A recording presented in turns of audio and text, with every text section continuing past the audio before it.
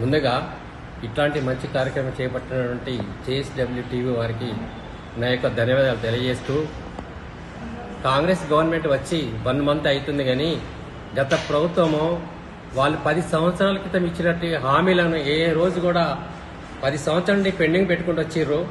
ఈ కాంగ్రెస్ గవర్నమెంట్ వచ్చి నెల రోజులు అవుతుంది, అయినా కూడా వాళ్ళు స్టార్టింగ్లోనే చాలా వాళ్ళు ఇచ్చిన హామీలను వదిలిపెట్టినారు, కొన్ని సక్సెస్ కూడా చేసినారు. దీన్ని బట్టి చూస్తే కాంగ్రెస్ గవర్నమెంట్ ఏదైతే ఇచ్చిందో ఆ హామీలన్నీ కూడా వాళ్ళు సక్సెస్ఫుల్గా చేస్తారని తెలిసిపోతుంది.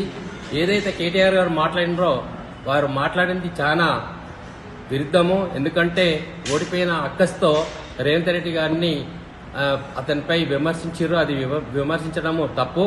ఎందుకంటే వాళ్ళు ఏదైతే డబుల్ బెడ్రూమ్ అన్నారో, 3 ఎకరాల భూమి అన్నారో, తర్వాత ఈ రైతు మన దళిత బంధం అన్నారు, బీసీ బంధం అన్నారు, ఎలాంటి పథకాలను కూడా వాళ్ళు పూర్తిగా అమలు చేయలేదు.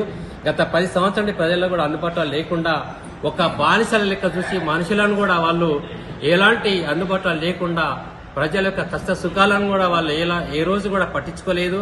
ముఖ్యంగా విద్యార్థులు చాలా నిరుద్యోగులైతే ఈ గత 10 సంవత్సరాలు ఎలాంటి ఉద్యోగాలు లేకుండా చాలా మంది నిరుత్సాహంతో కొంతమంది చనిపోవడం కూడా జరిగింది.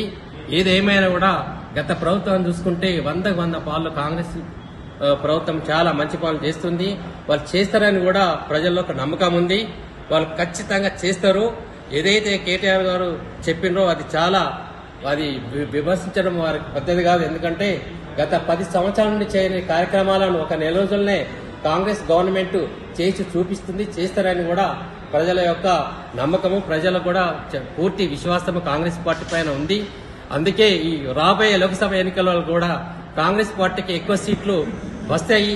ఆ లోక్సభ ఎన్నికల్లో లబ్ధి పొందడానికే టీఆర్ఎస్ పార్టీ లీడర్లు ఈ కాంగ్రెస్ పై విమర్శలు చేస్తున్నారు. అవి ఏవైతే విమర్శలు ఆ విమర్శలను ప్రజలు పట్టించుకోరు. గత అసెంబ్లీ ఎలక్షన్ లో ఏ విధంగా అయితే గెలిపించారో కాంగ్రెస్ పార్టీ, అదే విధంగా అత్యధిక సీట్లు లోక్సభలో కూడా జనాలు కాంగ్రెస్ పార్టీకి ఓట్లేసి గెలిపిస్తారని ప్రజలకు నమ్మకం ఉంది. ప్రజలు కూడా కాంగ్రెస్ పార్టీని ఎన్నుకోవడానికి ఖచ్చితంగా నిర్ణయించుకొని ఉన్నారు. ఏదైతే ఈ లోక్సభ ఎన్నికల్లో లబ్ధి పొందడానికే కాంగ్రెస్ పార్టీపై అనేక విమర్శలు చేస్తున్నారు కానీ ఆ విమర్శలు ఏది కూడా ప్రజలు పట్టించుకునే స్థితిలో లేరు.